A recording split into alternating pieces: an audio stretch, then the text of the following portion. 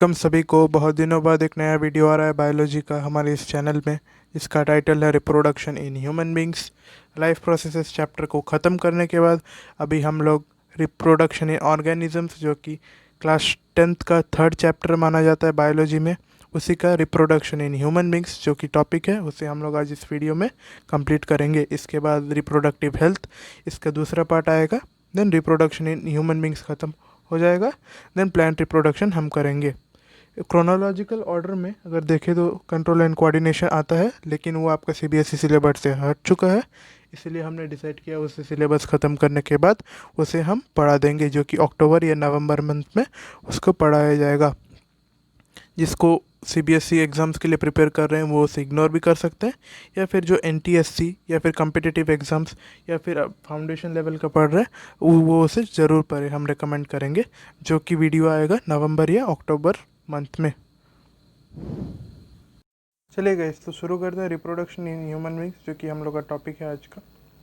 ठीक है, इंट्रोडक्शन का जो 2 पॉइंट है वो बताऊंगा। इंट्रोडक्शन बताने के बाद कुछ स्पेसिफिक टर्म्स है जो कि आप फेमिलियर नहीं है उसके साथ, और रिप्रोडक्शन के साथ वो टर्म्स एसोसिएटेड है, वो टर्म्स बताएंगे। फिर आपको प्यूबर्टी क्या होता है बताएंगे।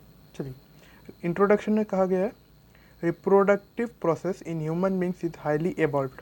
जितने भी हम ऑर्गेनिजम्स या मैमल्स देखते हैं उन सब के कंपैरिजन में रिप्रोडक्शन इन ह्यूमन बींग्स होता है वो हाईली एवॉल्व्ड है, मतलब अच्छे से डेवलप्ड प्रोसेस है। बहुत दिनों से इवोल्यूशन में स्टेप बाय स्टेप डेवलपमेंट होकर ह्यूमन रिप्रोडक्शन को एवॉल्व माना जाता है। Human beings show sexual dimorphism. Human beings sexually बहुत मैच्योर्ड होते हैं और वैरायटी शो करते हैं, एज दे आर यूनिसेक्सुअल्स होते हैं।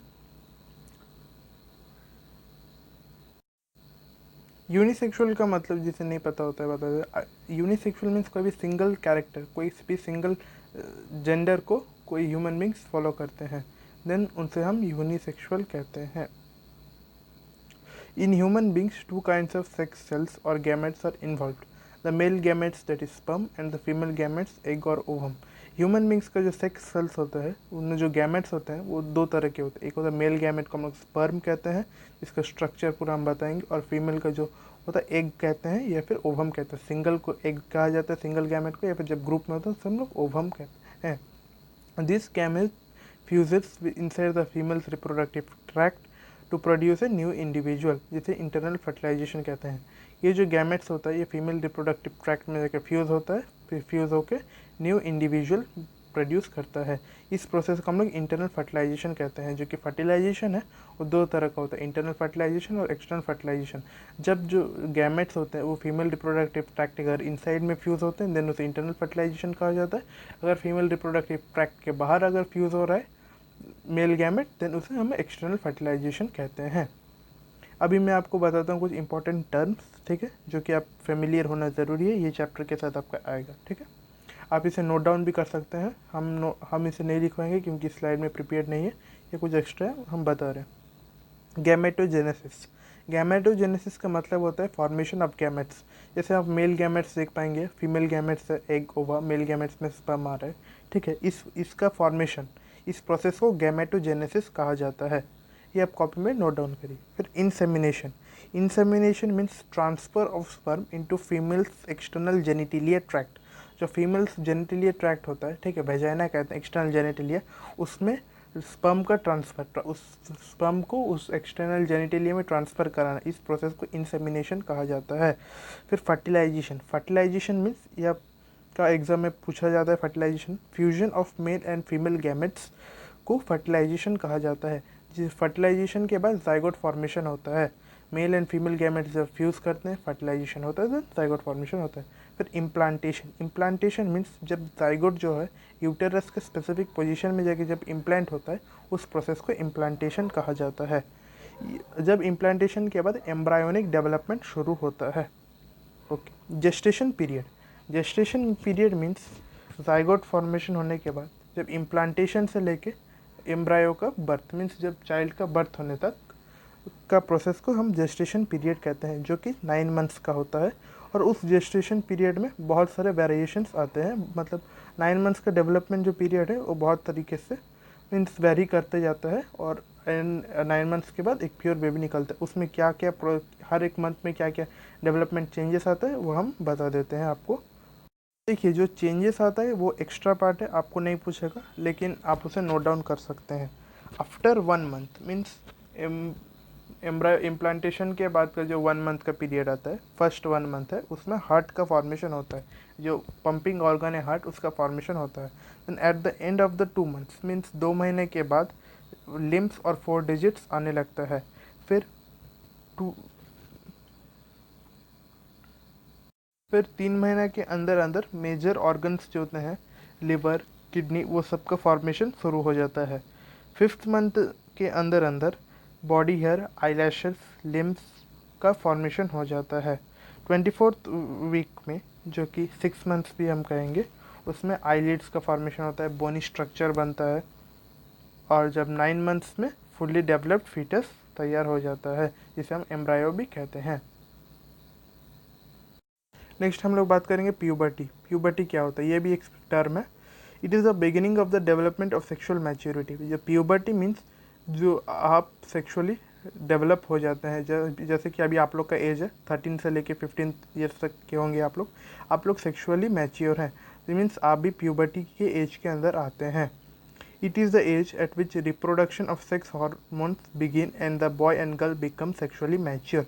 जो प्यूबर्टी का एज होता है, प्यूबर्टी का एज से लेके इन जेंट्स और बॉयज़ 50 to 60 ईयर्स तक प्यूबर्टी रहता है, और इन फीमेल्स 45 to 50 ईयर्स तक प्यूबर्टी रहता है। During the period of adolescence, जो एडोलेसेंस पीरियड होता है, टीन एज कहा जाता है जिस पीरियड को, the rate of general growth begins to slow down and reproductive tissue begins to mature. Adolescence period में जनरल ग्रोथ आपका कम जाता है और रिप्रोडक्टिव ग्रोथ बढ़ता है। रिप्रोडक्टिव ग्रोथ बढ़ता है जिसमें जैसे कि आपके आइला, आपके आर्मपिट्स में हेयर ग्रो करते हैं, या फिर मस्कुलिन बॉडी डेवलप होता है बॉयज़ में, और गर्ल्स के केस में ब्रेस्ट डेवलपमेंट टेक प्लेस करता है। ये सब various secondary sexual characters puberty के बाद शो होते हैं। It occurs at the age of 10 to 12 in girls, और in case of boys 13 to 15 years, जो कि अभी आप लोगों का एज है, मीन्स आप लोग भी प्यूबर्टी एज में हैं अभी। Certain secondary sexual characters occur in both mails and female during this time. Secondary sexual characters आते हैं इस वक्त मेल्स और फीमेल्स दोनों में, जो कि हम लोग नेक्स्ट स्लाइड में डिस्कस करेंगे। देखिए सेकेंडरी सेक्सुअल कैरेक्टर्स दिखाया गया है इस स्लाइड में। ये आप ये इस बॉडी बिल्डर को देख पा रहे हैं, इसका मस्कुलिन बॉडी है, और यहाँ पे शोल्डर में आप देख पा रहे हैं हेयर ग्रो कर रहा है, ये मीन्स सेकेंडरी सेक्सुअल कैरेक्टर्स है। ये फिर जो फीमेल में उसमें मेंस्ट्रुएशन शो कर रहा है, ये फीमेल यूटेरस में, फीमेल रिप्रोडक्टिव पार्ट में मेंस्ट्रुएशन शो कर रहा है, क्योंकि ये प्यूबर्टी एज से गुजर गए हैं, अब ये सेक्सुअली मैच्योर हो गए हैं। Characters which are visible at the time of sexual maturation of the body, ये सब कुछ कैरेक्टरिस्टिक्स है। Secondary sexual characters common to both male and female. कुछ सेकेंडरी कैरेक्टर्स है जो कि कॉमन होते हैं, मेल्स और फीमेल्स दोनों में आते हैं, उसके बारे में। Thick hair growth in the pubic regions और आर्मपिट्स, प्यूबिक रीजन्स में और आर्मपिट्स में मेल और फीमेल्स दोनों के हेयर ग्रोथ होता है। Thin air appears on the legs and arms on the faces also, जो कि मॉस्टेच बियर्ड ग्रो होता है मेल्स में, वही है, फेसेस में हेयर आता है, फिर लेग्स और आर्म्स में भी हेयर आता है। स्किन बिकम्स ऑयली, मेल्स और फीमेल्स दोनों में ये दिखाया जाता है। सेकेंडरी सेक्सुअल कैरेक्टर्स के बाद आपको जो स्किन होता है वो थोड़ा ऑयली हो जाता है, जिससे कि आपके फेस में ब्रोनो ग्रो करते हैं। Secondary sexual characters in females, जो कि फीमेल्स के कुछ सेकेंडरी सेक्सुअल कैरेक्टर्स है। Breast size begins to increase, yes, जो फीमेल्स का ब्रेस्ट होता है उसका साइज इंक्रीज कर जाता है। हाई पिच्ड वॉइस, फीमेल्स का वॉइस भी, गर्ल्स का वॉइस भी जनरली कंपेयर टू बॉयज़ ज़्यादा हो पाया जाता है। Deposition of fat in various body parts and thighs, जो फीमेल्स होते हैं उनमें डिपोजिशन ऑफ फैट बहुत डिपोजिशन ऑफ फैट्स है वो वेरियस बॉडी पार्ट्स में दिखने को मिलता है, जैसे कि थाई है, हिप्स है, इन जगहों पे देखने को मिलता है।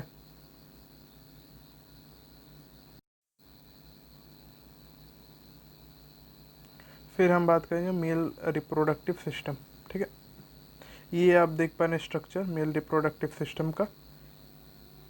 इसमें बहुत सारे जगह पे लेवलिंग्स है, उस लेवलिंग्स को हम लोग एक्सप्लेन करेंगे आपको, आप टेंशन ना लें। मेल रिप्रोडक्टिव सिस्टम जो है it consist of a pair of testis that produces the male germ cells और sperms and several secondary sex organs like duct systems, accessory glands and a mating organ. ठीक है, जो mating organ होता है mails में उसे हम लोग पेनिस कहते हैं। क्या? Penis, PNIS। ठीक है, ये आप देख पा रहे हैं मेटिंग ऑर्गन है, इसे हम लोग पेनिस कहते हैं। और ये जो होता है स्क्रॉटम के अंदर है, इसे हम लोग टेस्टिस कहते हैं।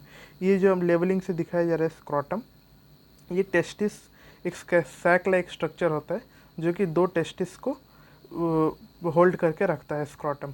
और स्क्रॉटम का फंक्शन क्या है, जो कि हमारे बॉडी का टेम्परेचर है, उस 37 डिग्री सेल्सियस टेम्परेचर होता है बॉडी का, उससे 2 से 2.5 डिग्री तक का टेम्परेचर को कम कर देता है, मिनिमम करके 2 से 2.5 डिग्री टेम्परेचर लोअर करके टेस्टिस रहता है स्क्रॉटम के अंदर, ताकि स्पर्मेटोजेनेसिस टेक प्लेस कर सके और स्पर्म्स का फॉर्मेशन हो सके।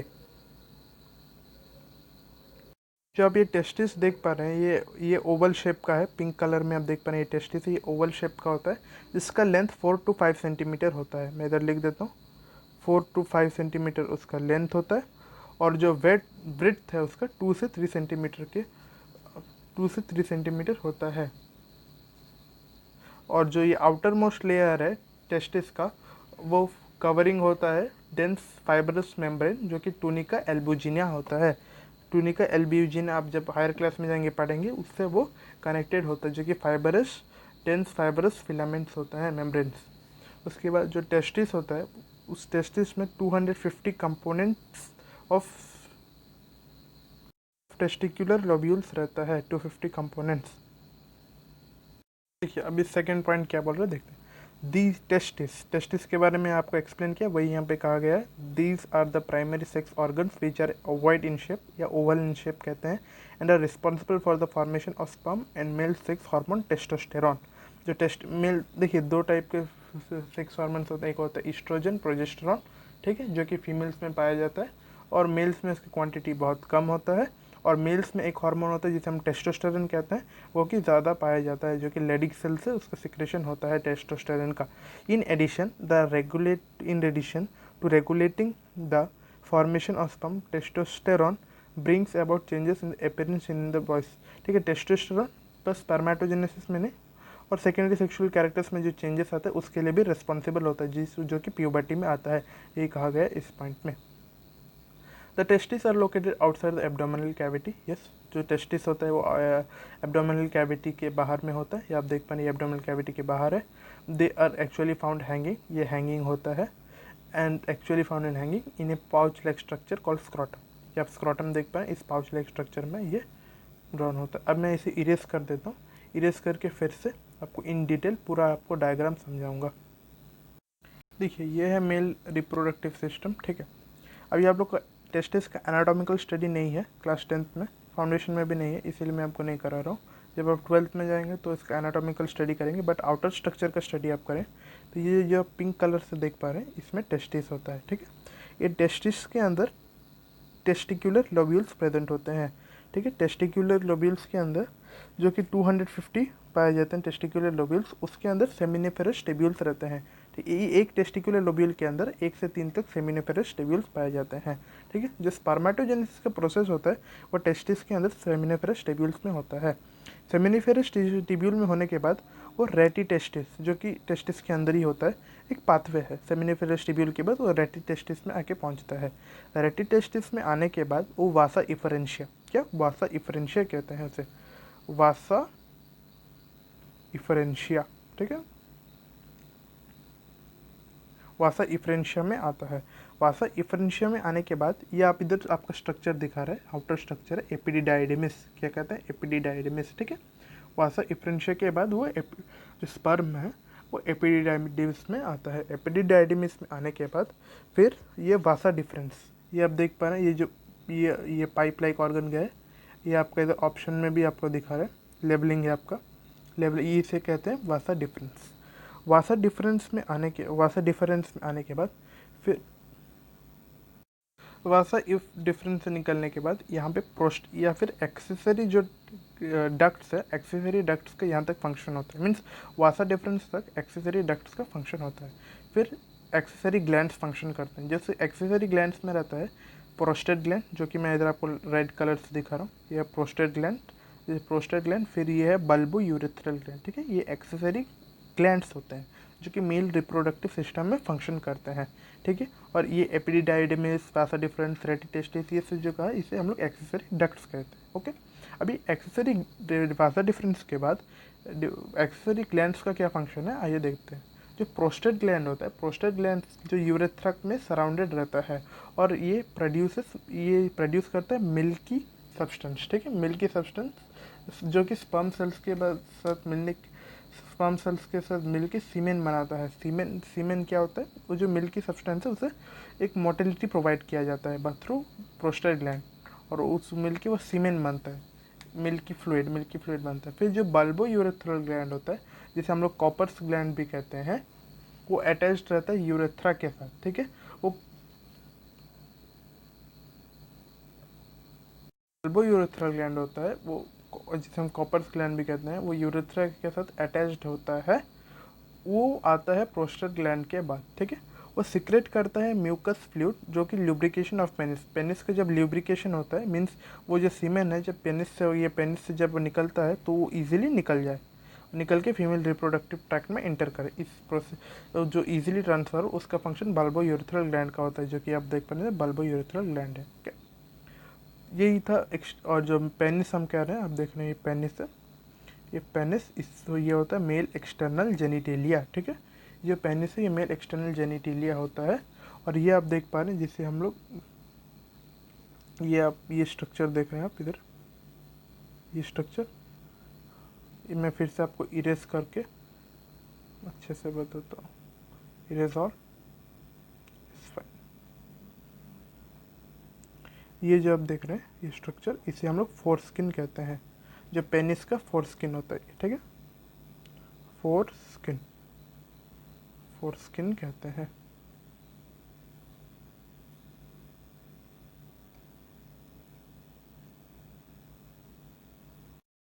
अभी हम लोग बात करेंगे स्ट्रक्चर ऑफ स्पर्म, जो कि स्पर्मेटोजोआ है। इसका डायग्राम नेक्स्ट पेज में है, मैं आपको दिखाऊंगा डायग्राम। आगे पॉइंट्स आप रिकैप्चुलेट कर लीजिए। It consist of 4 parts, head, neck and middle piece and tail, enveloped by a plasma membrane, ठीक है। प्लाज्मा मेम्ब्रेन होता है, आपको मैं दिखाऊंगा। Head, it is enlarged end of sperm containing large haploid nucleus that is condensed chromatins. Body is capped by acrosomes. जो sperm का जो हेड होता है, ठीक है, वो एक्रोजोम्स से कैप्ड होता है, ठीक है। वो एक्रोजोम जो होता है, अब मैं आपको स्ट्रक्चर में क्लियर कर दूंगा। फिर नेक जो है, it contains proximal centrioles which is necessary for the first cleavage division of the zygote. जो नेक होता है वो प्रॉक्सिमल सेंट्रियोल होता है, जो कि जब फर्स्ट डिवीजन होता है, मीन्स जो है स्पर्म सेल्स है वो जब ओवम से मिलता है, जोनर पेल्विसिडम मेम्ब्रेन को ब्रेक डाउन करने के लिए जो मोटिलिटी चाहिए वो प्रॉक्सिमल सेंट्रियोल से मिलता है, ठीक है। ये नेक का फंक्शन होता है। It contains proximal centriole which is necessary for the first cleavage, वो जो क्लीवेज को तोड़ने के लिए, division of the zygote, zygote को तोड़ने के लिए, and the distal centriole that is connected to the filament, और जो डिस्टिल एंड होता है वो फिलामेंट से कनेक्टेड होने का काम करता है। जो मिडिल प्लीस होता है, मिडिल प्लीस उसे एनर्जी प्रोवाइड करता है। It contains a number of mitochondria जो एनर्जी गिविंग सेल है, that provides energy for the movement of the tail. जो स्पर्म का टेल होता है उसका मूवमेंट के लिए एनर्जी प्रोवाइड करता है middle piece, that facilitate sperms motility essential for fertilization. और जो टेल होता है, it consists of axial filaments surrounded by plasma membrane. It helps the sperm to swim in a fluid medium. जो tail होता है वो उसे डायरेक्शन प्रोवाइड करता है, ठीक है। जो कि स्पर्म जब ओवम से मीट करता है, मीट करने के जब उसे एक रेगुलर पाथवे चाहिए, तो वो जो डायरेक्शन है वो टेल प्रोवाइड करता है। हेंस ये 4 पार्ट्स है, हेड, नेक, मिडिल पीस और टेल, एक स्पर्म सेल का, जो कि मैं आपको नेक्स्ट डायग्राम में क्लियर करूँगा। एक सिंगल क्वाइटस में, ठीक है, ये ह्यूमन है, मेल है, वो एजैकुलेट करता है 200 से 30 मिलियन स्पर्म्स। मीन्स एक बार सिंगल क्वाइटस होता है, क्वाइटस के दौरान क्वाइटस मीन्स आप जनरल भाषा में उसे सेक्स समझ सकते हैं। अगर कोई मेल और फीमेल सेक्स करते हैं तो उसे हम लोग कोई बायोलॉजिकल टर्म क्वाइटस कहते हैं। उसके द्वारा 200 से 300 मिलियन स्पर्म्स निकलते हैं। एक सिंगल क्वाइटस में सेमिनल प्लाज्मा जो थ्रू इसके दो साथ सेमिनल प्लाज्मा भी निकलता है, सेमिनल प्लाज्मा जो कि मिल्क इन कलर होता है, along with sperm constituents to सीमेन, और ये सारे कंस्टिट्यूएंट्स को मिला के वो सीमेन बनता है। Sperm cells anatomy.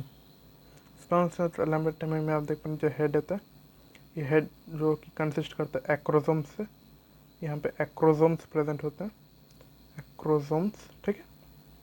और यहाँ पे ये मिडिल या नेक रीजन है जहाँ पे न्यूक्लियस होता है, जो कि जोना पेडलुसिडा मेम्ब्रेन को ब्रेक डाउन करने के लिए जो मोटिलिटी चाहिए वो प्रोवाइड करता है।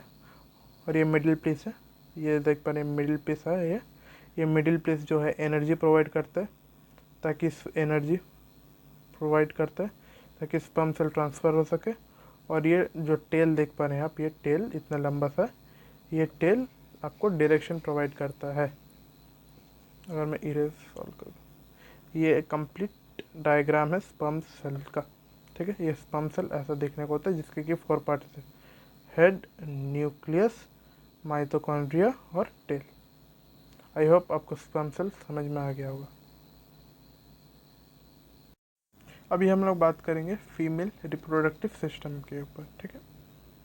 फीमेल रिप्रोडक्टिव सिस्टम जो it consist of organs that produces an ovum periodically facilitates its fertilisation.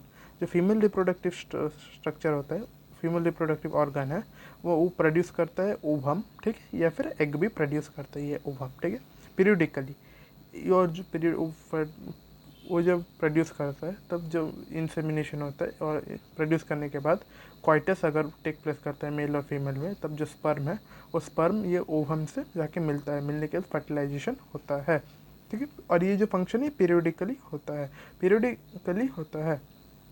In case अगर मेल्स का अगर स्पर्म जाके कांटेक्ट होता है, अगर कांटेक्ट नहीं होता है देन फर्टिलाइजेशन नहीं होता है।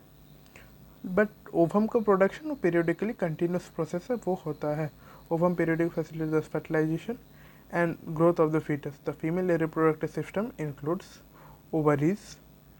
Ovaries are a pair of almond-shaped structures located in the lower part of the abdominal cavity.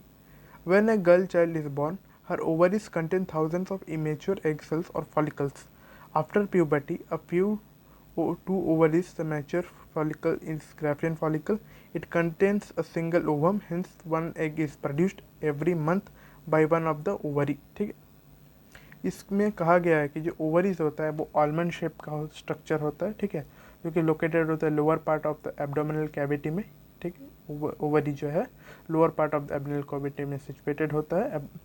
When a girl child is born, जब गर्ल चाइल्ड बॉर्न करती है तब in that case millions of follicles, ठीक है, immature follicles produce होते हैं। But puberty के दौरान आते आते उसमें रिडक्शन होता है, नंबर्स में रिडक्शन होता है, और नंबर्स में रिडक्शन होता है।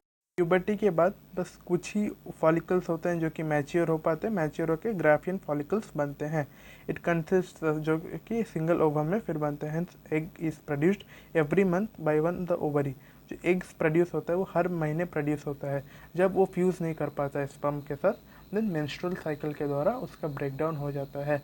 ब्रेकडाउन होकर जो एंडोमेट्रियम लेयर्स होता है यूटरस में, उसमें वो जम जाता है, एंडोमेट्रियम लेयर में वो जमते जाता है।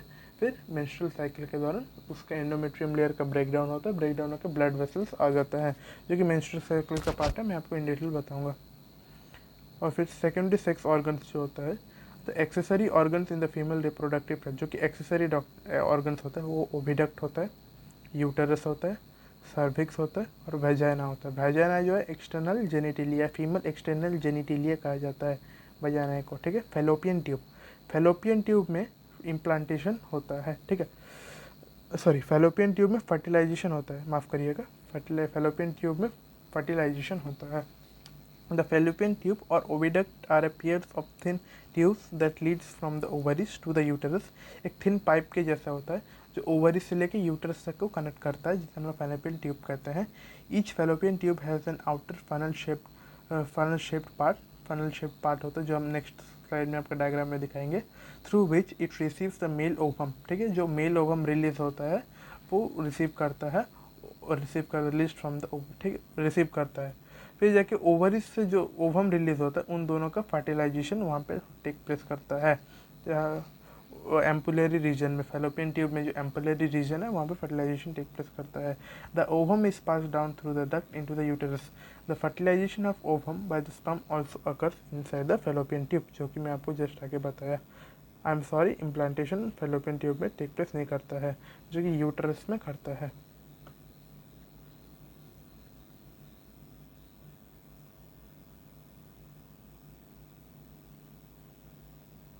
अभी हम बात करेंगे फीमेल रिप्रोडक्टिव स्ट्रक्चर में इस डायग्राम के बारे में, ठीक है। देखिए, मैं आप जिस फैलोपियन ट्यूब का बात कर रहा था, ये फैलोपियन ट्यूब यहाँ पे एम्पलरी रीजन होता है, इस साइड में एम्पलरी रीजन होता है, यहाँ पे इस्टमिक रीजन होता है। एम्पलर इस्टमिक रीजन के बीच में फर्टिलाइजेशन होता है। ये जब ओवरी आप देख पा रहे हैं, इस ओवरी से ओवा निकल के आता है और यहाँ से, ठीक है, यहाँ से स्पर्म्स आते हैं, स्पर्म सेल्स आता है, आने के बाद यहाँ पे फर्टिलाइजेशन होता है। और ये आप देख पा रहे हैं, इसे हम लोग यूटरस कहते हैं, ठीक है। यूटरस में ये 3 लेयर्स होते हैं यूटरस के। एक होता है एंडोमेट्रियम, जो कि इनर लेयर होता है, ये एंडोमेट्रियम लेयर आता है, ठीक है। मैं जो दाग कर रहा हूँ ये एंडोमेट्रियम लेयर होता है, इनर लेयर, एकदम इनर लेयर। उसके बाद ये बीच का लेयर जो है मायोमेट्रियम लेयर कहते हैं, ठीक है, मायोमेट्रियम लेयर कहते हैं। और जो बाहर का लेयर होता है हम लोग उसे पेरीमेट्रियम कहते हैं। एंडोमेट्रियम अंदर वाला, बीच वाला मायोमेट्रियम, और ये बाहर वाला देख पा रहे हैं इसे हम लोग पेरीमेट्रियम कहते हैं, पेरीमेट्रियम लेयर कहते हैं। ये जो होता है फीमेल रिप्रोडक्टिव पार्ट को होता है सर्विक्स कहते हैं, ठीक है, सर्विक्स। और ये होता है फीमेल रिप्रोडक्टिव पार्ट में वेजाइना, ठीक है। वेजाइना में ये एक्सटर्नल जेनिटलिया होता है जहाँ पे क्वाइटस किया जाता है। क्वाइटस मीन्स सेक्स जब करते हैं ना वेजाइना से, थ्रू वेजाइना ये टेक प्लेस करता है। और ये वेजाइना का पास वाला रीजन को हम लोग सर्वाइकल रीजन कहते हैं, सर्वाइकल रीजन कहते हैं इसे, ठीक है। और ये यूटरस है जहाँ पे इम्प्लांटेशन होता है, ये एम्ब्रियो है।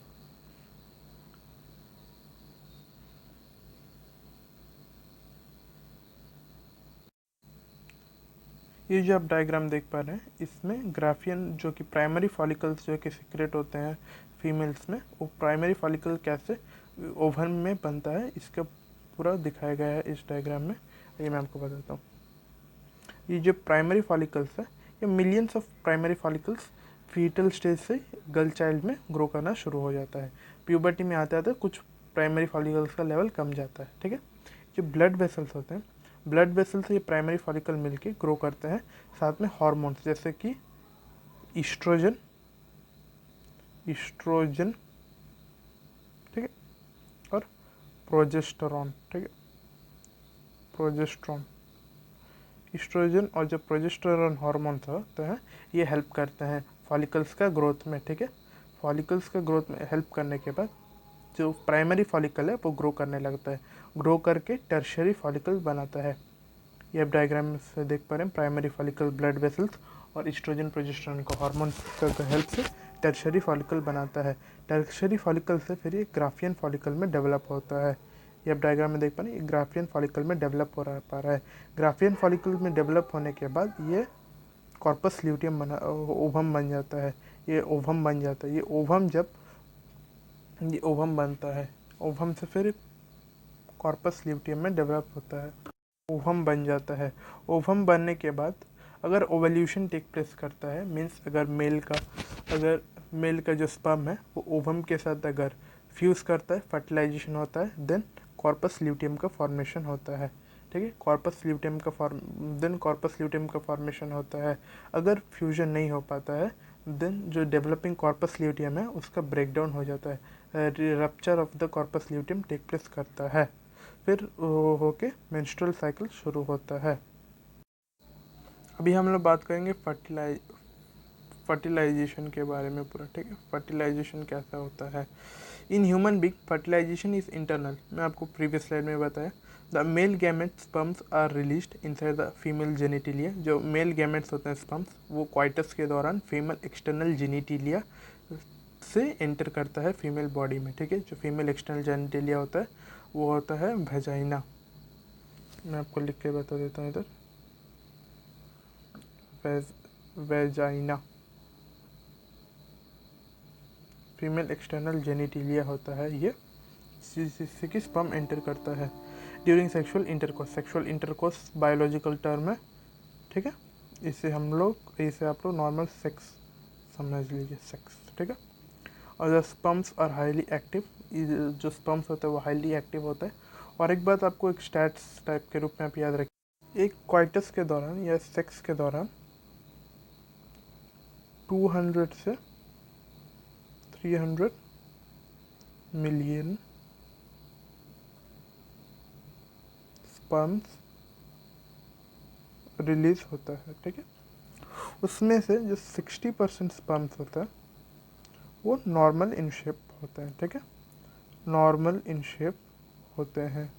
वेरस जो 40% और स्पर्म्स होते हैं वो कि विगरस मोटिलिटी के होते हैं, मीन्स बहुत फास्ट वो ग्रो करते हैं और वो फीमेल बॉडी में इंटर करते हैं, विगरस होते हैं। जो ये विगरस स्पर्म्स होते हैं ये बहुत जल्दी फीमेल एक्सटर्नल जेनिटलिया क्या हो, एक्सटर्नल जेनिटलिया से होकर फैलोपियन ट्यूब तक पहुंच जाता है।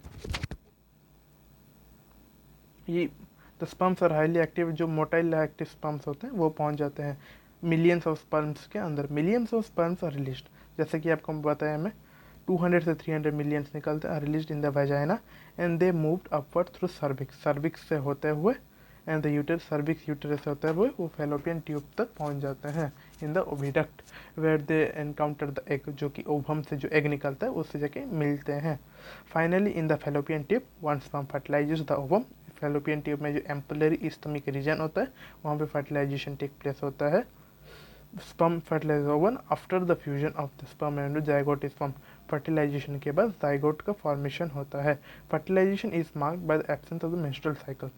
फर्टिलाइजेशन का मार्क कैसे होता है, फर्टिलाइजेशन का मार्क कैसा होता है, मेंस्ट्रुअल साइकिल नहीं होने पर। जैसे जो कॉर्पस ल्यूटियम होता है वो कॉर्पस ल्यूटियम फिर रप्चर नहीं करता है, रप्चर नहीं करने से आपका ब्लड वेसल्स निकलेंगे नहीं, मीन्स ब्लड वेसल्स और निकलेगा नहीं। जो मायो में जो एंडोमेट्रियम लेयर है, एंडोमेट्रियम रेटियम जो कॉर्पस ल्यूटियम जम जाता है वो और ब्रेक डाउन नहीं करेगा, ठीक है। देन आपका ब्लड वेसल्स और नहीं निकलेगा, नहीं निकलने से आप मार्क कर सकते हैं कि मेंस्ट्रुअल साइकिल का, अगर मेंस्ट्रुअल साइकिल नहीं होता है देन आप मार्क करिए कि फर्टिलाइजेशन हो रहा है, ठीक है। अब स्टेप्स जो है मैं आपको और क्लियर करके बताता हूँ। ये फीमेल रिप्रोडक्टिव पार्ट, ठीक है। तो इसमें अब देखिए ये ओवम है, ये ओवम जब फर्टिलाइजेशन टेक प्लेस पर ये स्पर्म सेल चक्र के जो ना पेलुसिडा मेम्ब्रेन होता है इसे एक्रोसोम्स तोड़ते हैं, तोड़ के फर्टिलाइज करते हैं। फर्टिलाइज होने के बाद ये जाइगोट बनता है, fusion of egg and sperm pronuclear, pronuclear बनते हैं, प्रोन्यूक्लियर के बाद जाइगोट फॉर्मेशन हो, ठीक है। जाइगोट फॉर्मेशन होने के से क्लीवेज कहते हैं, ठीक है। सेल साइकिल, सेल डिवीजन आप जब 11th क्लास में पढ़ेंगे इन डिटेल में तब आपको ये समझ में आएगा।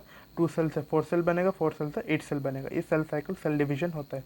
फिर 8 सेल के बाद मोरुला स्टेज आता है, ठीक है। मोरुला स्टेज के बाद ब्लास्टोसिस्ट स्टेज आता है, ब्लास्टोसिस्ट स्टेज के बाद इम्प्लांट ब्लास्टोसिस्ट, जो ब्लास्टोस इम्प्लांट के लिए रेडी हो जाता है, फिर वो यूटरस में इम्प्लांटेशन होता है। यूटरस में इम्प्लांटेशन होने के बाद देन उसका डेवलपमेंट शुरू हो जाता है फीटस का। यही प्रोसेस है फर्टिलाइजेशन का। आई होप आपको ये क्लियरली समझ में आया होगा। फिर आता है मेंस्ट्रुअल साइकिल, जो फीमेल्स में मेंस्ट्रुअल साइकिल होता है वो कैसे होता है। जो मेंस्ट्रुअल साइकिल्स इन फीमेल्स है उसे हम लोग डिस्कस करेंगे इस वीडियो में, ठीक है। The rhythmic series of changes that occurs in the reproductive organ of the female primate, इसमें जो चेंजेस होते हैं उसे हम लोग मेंस्ट्रुअल साइकिल कहते हैं। ये not only in human females but primates, means जो फीमेल प्रीमेट्स हो जैसे मंकी है, एब्सेंस है, उनमें भी मेंस्ट्रुअल साइकिल शो होता है। मेंस्ट्रुअल साइकिल एक रिपीटेड डिवीजन है जो कि 28 से 29 डेज के अंदर होता है, जिसका एवरेज इंटरवल होता है। The first appearance of the menstruation at puberty is called menarche. Menarche mean जब फर्स्ट टाइम जब मेंस्ट्रुएशन होता है उसका हम लोग मेनार्क कहते हैं, ठीक है। उसे हम मेंस्ट्रुएशन कहते हैं। जनरली ये प्यूबर्टी में मेंस्ट्रुएशन शुरू हो जाता है, जो कि 13 से 15 ईयर्स का जो एज ग्रुप होता है। और फिर गर्ल्स में, कुछ गर्ल्स में अर्ली भी होता है, अर्ली मेंस्ट्रुएशन भी होता है, जो कि 10 से 12 ईयर्स एज ग्रुप की गर्ल्स में भी मेंस्ट्रुएशन दिखता है, उसे हम लोग अर्ली मेंस्ट्रुएशन भी कहते हैं। जनरली ये 12 से लेके 13 ईयर्स के अंदर मेंस्ट्रुएशन शुरू हो जाता है। The menstrual cycle has 4 phases, जो कि 4 फेजेस होते हैं, उसे हम लोग डिस्कस करेंगे इस वीडियो में। जो 4 स्टेजेस होता है ये आपका सिलेबस में नहीं है, बट हम लोग एक्स्ट्रा करके एक बता रहे हैं, ये आप नॉलेज के लिए पढ़ सकते हैं, ओके। पेन ले लेते हैं।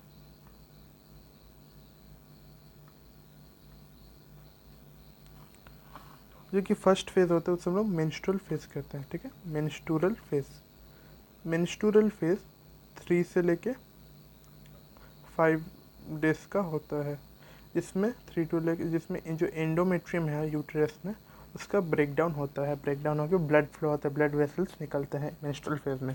फिर फॉलिक्यूलर फेज होता है। फॉलिक्यूलर फेज जो होता है, मैं आपको डायग्राम में है उधर दिखाऊंगा, प्लस इधर नोट डाउन करवा रहा हूँ, ठीक है। जो फॉलिक्यूलर फेज होता है ये 10 से लेके 14 डेज का होता है, ठीक है।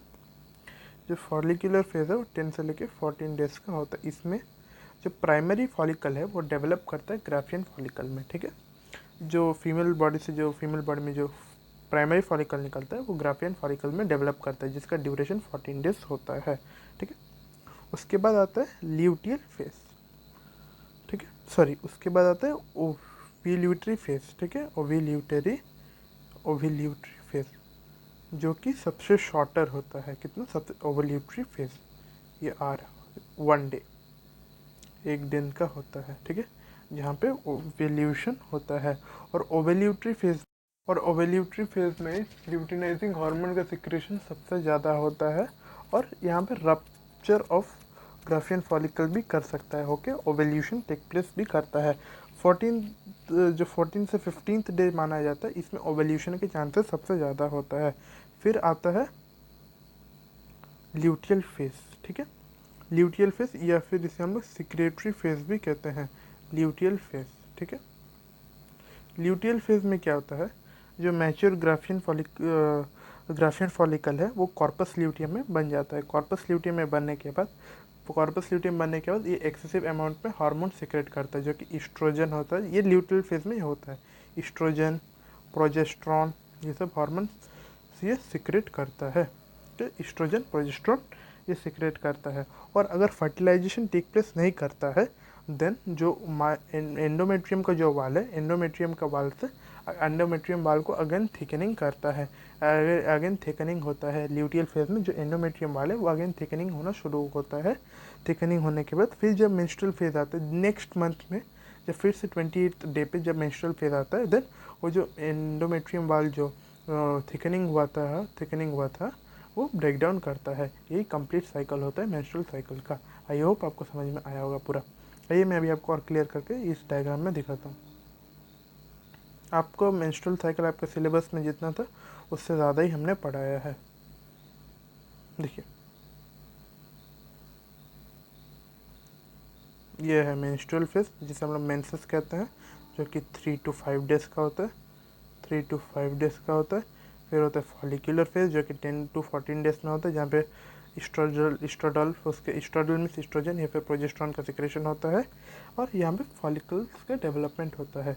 या ये 14th डे पे ओव्यूलेशन, 14th या 15th डे पे होता है ओव्यूलेशन, जो कि 1 दिन का होता है, ठीक है। 14th डे पे 14th या 15th डे पे होता है, जो कि 1 दिन का होता है, और यहाँ पे ओव्यूलेशन के सबसे ज़्यादा चांसेस होता है। फिर होता है ल्यूटियल फेज, जहाँ पे ल्यूटियल फेज में जो एंडोमेट्रियम है उसका थिकनिंग शुरू होता है, ये फर्टिलाइजेशन नहीं हुआ तो। फिर नेक्स्ट मंथ का जो मेंसेस होता है, मेंस शुरू हो जाता है, जिसे हम लोग मेंस्ट्रुअल फेज कहते हैं। हेंस यही है आपके सिलेबस में, यहीं तक है मेंस्ट्रुअल साइकिल के बारे में। ये आप देख पा रहे हैं, ये जो कॉर्पस ल्यूटियम का डेवलपमेंट हो रहा है ये भी हमें आपको दिखाया। फिर कॉर्पस एल्ब्यूसिनिया बनाता है ये। हेंस आपको ये क्लियर हो गया होगा मेंस्ट्रुअल साइकिल कम्प्लीटली। अभी हम लोग बात करेंगे प्लेसेंटा के बारे में। प्लेसेंटा बहुत ही इंपॉर्टेंट रोल प्ले करता है एक चाइल्ड के डेवलपमेंट में, मीन्स एक एम्ब्रायो का डेवलपमेंट में प्लेसेंटा का बहुत बड़ा रोल होता है। ये आप देख पा रहे हैं, एक एम्ब्रायो मीन्स एक फीटस से डेवलप होकर कंप्लीट एम्ब्रायो बन चुका है एक बच्चा, जिसका डिलीवरी के लिए अभी वो रेडी हो चुका है, ठीक है। अब इस दौरान ये जो जेस्टेशन पीरियड में अगर प्लेसेंटा जो होता है वो एम्ब्रायोनिक डेवलपमेंट में बहुत हेल्पफुल होता है, जो कि 9 मंथ्स का जेस्टेशन पीरियड होता है, उसमें बच्चे का जो ग्रोथ होता है ना वो पूरा प्लेसेंटा के ऊपर निर्भर होता है, ठीक है। प्लेसेंटा करता क्या है, बहुत इसेंशियल वर्क करता है। It provides nutrition, oxygen and to the developing embryo. ये जो डेवलपिंग एम्ब्रायो देख पा रहे हैं, आप भी एक टाइम पे डेवलपिंग एम्ब्रायो थे, जो जब यूटरस में प्रेजेंट होते हैं तब इसमें ऑक्सीजन, ठीक है, न्यूट्रिएंट्स, जो एसेंशियल न्यूट्रिएंट्स चाहिए उससे प्रोवाइड करवाता है from mother's body to the embryo embryo, ठीक है, थ्रू प्लेसेंटा। प्लेसेंटा एक पाइप लाइक स्ट्रक्चर होता है जो कि मदर्स के यूट्रस से कनेक्टेड होता है, फिर मदर्स के बॉडी से न्यूट्रिशन ऑक्सीजन एम्ब्रायो तक पहुंचता है। फिर हम लोग बात करेंगे removal of CO2 and waste material. जो CO2 कार्बन डाइऑक्साइड गैस है या फिर वेस्ट मटेरियल का रिमूवल एम्ब्रायो से, वो फंक्शन भी प्लेसेंटा ही करता है बहुत खूबी से।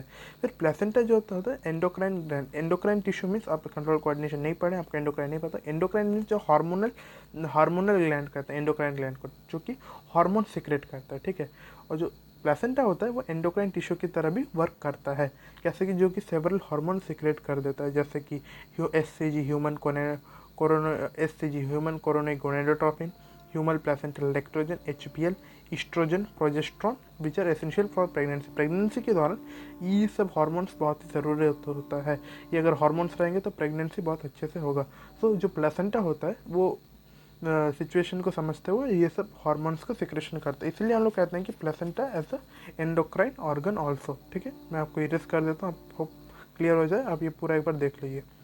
और अगर हम लोग डायग्राम का बात करेंगे तो ये देखिए, ये होता है प्लेसेंटा, देख रहे हैं, ये है प्लेसेंटा यूटेरस के अंदर। ये बेबी है जो कि प्लेसेंटा होता है, जो कि प्रोवाइड करता है नरिशमेंट थ्रू अम्बिकल कॉर्ड। ये अम्बिकल कॉर्ड जो होता है ये एक कनेक्शन पाइप होता है जो कि प्लेसेंटा से जुड़ा हुआ है, प्लेसेंटा से जुड़ा हुआ है बॉडी, ये बच्चे तक। और ये जो अम्बिकल कॉर्ड है प्लेसेंटा से होता हुआ फीमेल बॉडी में फिर कनेक्टेड है, ठीक है। जब आपको बर्थ होता है, बर्थ के वक्त एम्बिकल कॉर्ड को काटा जाता है, एम्बिकल कॉर्ड को काट के आपको अलग किया जाता है फीमेल बॉडी से। यही होता है फीमेल बॉडी मीन्स आपके मदर की बॉडी से आपको अलग किया जाता है। ये फीमेल यूटरस है, इसमें वजाइना है, ये सर्विक्स है, ठीक है। ये एनस होता है, फीमेल एनस है ये, जहाँ से पास्चुरेशन के दौरान डिलीवरी पॉसिबल होता है। फिर हम लोग बात करेंगे पास्चुरेशन, ठीक है। ये अब वे डायग्राम देखिए, ये बेबी है जो कि यूटरस के अंदर है, फुल्ली डेवलप्ड बेबी है। Vigorous contraction of the uterus हो रहा है, ऑक्सीटोसिन रिलीज होता है, ठीक है। पास्चुरेशन के दौरान ऑक्सीटोसिन रिलीज होता है, ऑक्सीटोसिन रिलीज होता है, विगरस कॉन्ट्रैक्शन होता है। ये जो सर्विक्स होता है, सर्विक्स रीजन में विगरस कॉन्ट्रैक्शन होता है। कॉन्ट्रैक्शन में बहुत दबाव पड़ता है वहाँ पे, ठीक है। दबाव पड़ने के कारण विगरस कॉन्ट्रैक्शन होता है और यूटरस खुल जाता है, यूटरस कम्प्लीटली खुल जाता है, जिस बहुत लेबर पेन्स भी कहते हैं। तो पास्चुरेशन मीन्स एक बेबी का डिलीवरी के वक्त उसके मदर को बहुत सारे लेबर पेन सहना पड़ता है, मीन्स पेन ज़्यादा होता है, क्यों, ऑक्सीटोसिन रिलीज होता है रिलैक्सिन की मदद से, जिससे कि विगरस कॉन्ट्रैक्शन होता है। ये आप पॉइंट से नोट डाउन करिए। The average duration of the human pregnancy is about 9 months, जिसे हम लोग जेस्टेशन पीरियड भी कहते हैं, मैंने आपको क्लियर किया था। The act of expelling the full term foetus from the mother uterus at the end of the gestation period by the vigorous contraction of the uterus, ठीक है। जब 9 मंथ्स का पीरियड ख़त्म हो जाता है, ये जो एम्ब्रायो, ये जो बेबी है कम्प्लीटली डेवलप हो जाता है, तब इसका डिलीवरी का वक्त होता है। उस डिलीवरी को हम लोग बायोलॉजिकली पैचुरेशन कहते हैं। तब जब पैचुरेशन होता है तब उसे निकलना है, निकलने के लिए जो सर्विक्स रीजन है वहाँ पे यूटरस होता है, उसका विगरस कॉन्ट्रैक्शन ज़रूरी है, तो वो विगरस कॉन्ट्रैक्शन होता है। ये पैचुरेशन सिग्नल है, ये प्लेसेंटा से रिलीज होता है, ठीक है। The parturition signal originates from the fully developed foetus से फिर प्लेसेंटा से होकर and the placenta developed foetus and the placenta which induces mild uterine contraction called foetal ejection reflex. ये जो सिग्नल होता है ये हाइपोथैलस में पहुंचता है, हमारे थैलेमस पिट्यूटरी ग्लैंड में रहता है, जिससे कि हाइपोथैलस में पहुंचता है, तब जाके पिट्यूटरी ग्लैंड से सिग्नल आता है, आके फिर फ्यूटल इजेक्शन रिफ्लेक्स निकलता है, ठीक है। फ्यूटल इजेक्शन रिफ्लेक्स से वो फीटस फिर बाहर आता है। फिर हम लोग बात करेंगे लैक्टेशन, ठीक है। जब चाइल्ड का बर्थ हो जाता है, डॉक्टर्स अब देखे होंगे बोलते हैं कि चाइल्ड बर्थ के उसका 6 मंथ्स एज तक, ये जो बर्थ होता है बेबी का, तो इन्फेंट का, तो 6 मंथ्स एज तक उसे कहा जाता है कि मदर्स मिल्क फीडिंग, मदर का मिल्क फीडिंग करने को कहा जाता है। क्यों कहा जाता है, इसके पीछे लॉजिक सुनिए। तो लॉजिक यही है कि जो मदर्स मिल्क होता है वो IgG, ठीक है,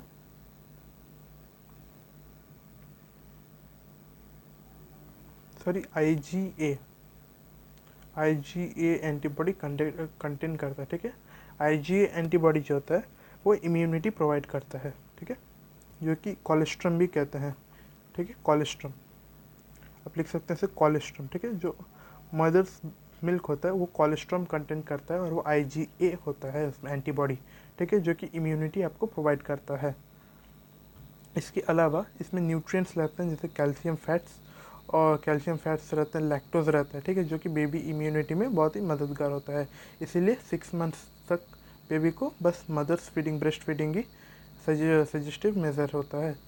फिर thus breast feeding is recommended by the doctor for bringing up a healthy baby, ठीक है। ये आप डायग्राम देख पा रहे हैं, ब्रेस्ट फीडिंग हो रहा है, ये फीमेल ब्रेस्ट है, यहाँ पे एक चाइल्ड है जो 6 मंथ्स के बिलो एज का है, क्योंकि यहाँ पे ब्रेस्ट फीडिंग कर रहा है अपने टंग से। और ये एरियोलर टिश्यूज होता है, एरियोलर एडिपोस टिश्यूज होता है जहाँ से कि मिल्क का सिक्रेशन होता है।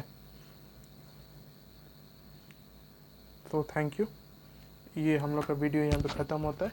आप इसे लाइक करिए, सब्सक्राइब करिए अगर आपको पसंद आया तो, और अगर आपका कुछ भी डाउट अराइज होता है इस वीडियो से आप उसे कमेंट सेक्शन में ड्रॉप करिए, हम उसे क्लियर करेंगे। और आप लोग का एग्ज़ाम ये पढ़ने के बाद मंडे वाला एग्ज़ाम अच्छा होगा।